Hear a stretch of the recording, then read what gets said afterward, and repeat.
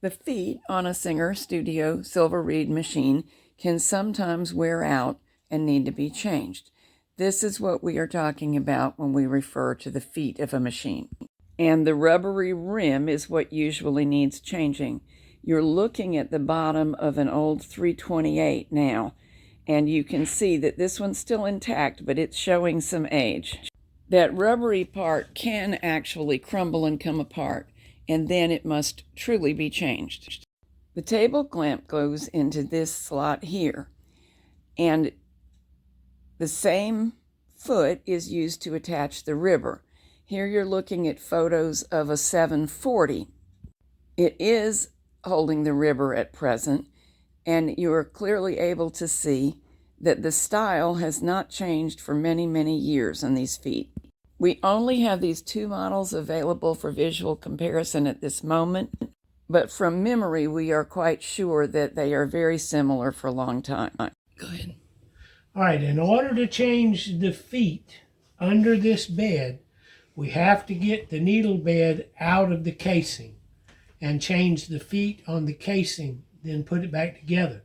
We have videos showing how to take this needle bed out of the case. So we're not going to do that here. I'm going to zip it out of there, then we'll go to the feet. While he zips along, I will pass on some notes that Jack has made for you. First of all, the hardware is different in different places, and he makes certain to sort it some way or another. Right now, he's just containing items, but you'll see him use what is the equipment container, that, for the machine, to sort the hardware from various places so that you don't get confused.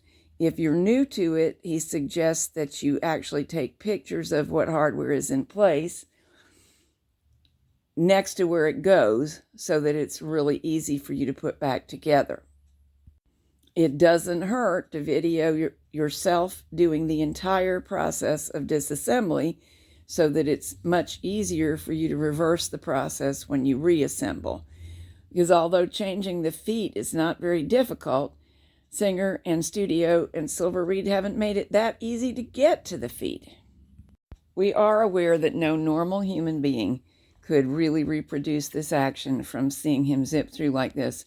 I will try to find the link to where we go into removing such a machine from the case in much more detail and include that in the program notes. Jack reminds you to be sure of being careful of the end caps because they have nut plates in them that can become disarranged and lost. And he says are 4 screws holding the handle in position, which is really very nice and secure, but they are very different, 2 completely different styles, so take note of from whence they came. And here we go, last screw. The machine is free from the case. All right, this is the inside of the foot. You see the little rubber guard right there in this cutaway. And that's what she needs to replace. Right, but these are pop rivets, not plastic pop rivets. These are real steel set pop rivets. Now they're not hard steel, and I'm going to very carefully flip this over. And here's the thing I want to point out. See, there's the head of the rivet. It's bigger, if you'll notice, than the shank on the other side. So it was inserted this way, and then there's a device that squeezes it, and actually a hammer and anvil will tap on the inside to swedge it to hold it in place. But look at this aspect of it. This is the table, and it's flat against the foot, the rubber part of the foot, but there's a good clearance. You can see my screwdriver going underneath there. And the reason I point that out is you're going to have to put screws back in there. Most people don't have pneumatic rivet squeezers, which is what is used to do that. It's a little C that comes in and goes ka-chunk, and it's done. If you have one in your aircraft plant, go ahead and use it. But if you'll notice, this is the small end of the shank of this rivet. Now what I do is I take a Dremel tool, which is just a little tiny spinning disc, and I run the disc back and forth until I've worn this edge down. I will show you. You can get into this washer. If you cut the washer, you're still not going to stop it from being reused as long as you don't cut it in half. So you want your Dremel tool, which is a circular blade, to come in here and grind back and forth and back and forth, and then change direction back and forth until you have this worn down to the level of this washer. This head of the shank of the pop rivet has been swedged. That means it's been made wider so that it can't get through this washer hole. And we want to take this swedged area off. Again, we'll go to the other side. And you can see no washer here because the head of the pop rivet goes right into the metal part of the foot. Now, the thing about this is once you have this ground off, you have to take a large socket that'll go right around here. Looks like maybe a 5/8 socket sitting right there. So you turn it around, you put your socket under the edge, then you're going to take a little narrow drift and put it on the shaft that you've worn down and tap it, and that rivet will come out. You don't want to tap it without support around this area or it'll bend this casing. These casings are pretty soft.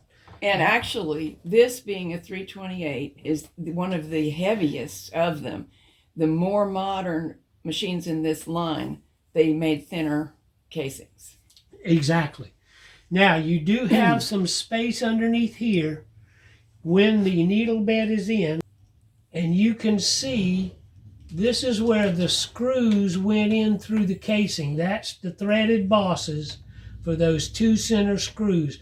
So this is what sits flat to the casing.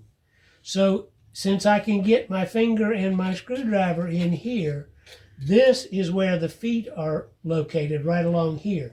So you've got some depth between here and there. You can see the screwdriver going in. Because what you've got to do is get a small screw and nut, such as this, to go through and take the place of those pop rivets. Am I right in remembering that you just lift off the various parts, throw away the discarded broken bits of rubber? Yes. Put the new one in the footprint where the old one was? Yes. And put everything back only using a screw and a nut. That part's really easy. It's simply freeing it. It's right. Not. Freeing it is what's tough. If you'll notice, a screw such as that, I'm going to push it through right here, and you can see that it has its own built-in washer. This would be the ideal type of screw if you have some extra hardware. Okay. Here we got you an up-close picture of an ideal screw. So either a washered screw like this or a screw like this with a small washer on it would be ideal. And when you got it all the way through, you see this would be what's sticking up, and I'll do it by sliding it in the slot. See if I can pinch it. That is what would be sticking up. Now suppose you used this and that's how much was sticking up. You see that's too much. So run your nut down on there, get your Dremel tool out again and just file it off until it's below this surface area that we showed you earlier. So that's the procedure. Now when you take this off, you got to remember this is towards the needle operating end of the bed. So this is on the latch end of the needles. The narrow spot needs to go to the latch end. This is called a keyway, just like you would stick a key in. So yes, the narrow part of the keyway is away from the handle. You won't be able to attach your ribber if you get it wrong. Right. And notice this end of the rubber part of the foot is slightly thicker than this end. So those are the two things to be careful of when you go to replacing. Make sure your keyway is oriented correctly. Thick end. Right. Thin end. It's not by much. Narrow part of the keyway towards the front of the machine. Right. This is where the carriage is running and you're watching the needles go in and out. And I'll flip it back over so that you can see what we're talking about. This is the wide end of the rubber foot, and the keyway is facing me now, and I would be operating the machine in this position. Quick question.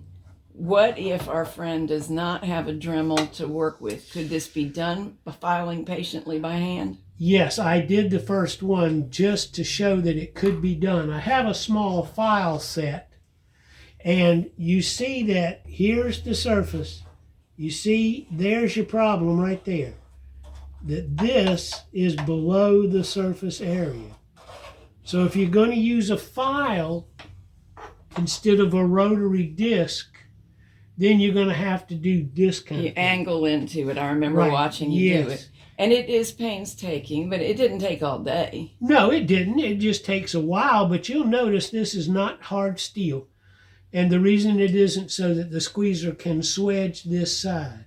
And as you start to work on it, you can even lay your file sideways and go in here like this. This side, this side, this side, and just keep circling it with the file rasp part this way and pressing in. And once you get the circumference of that off, it'll pop down through there with just a punch. Okay, well, this machine is one that's been in storage a good long while. Let's go give it a bath. Sounds good.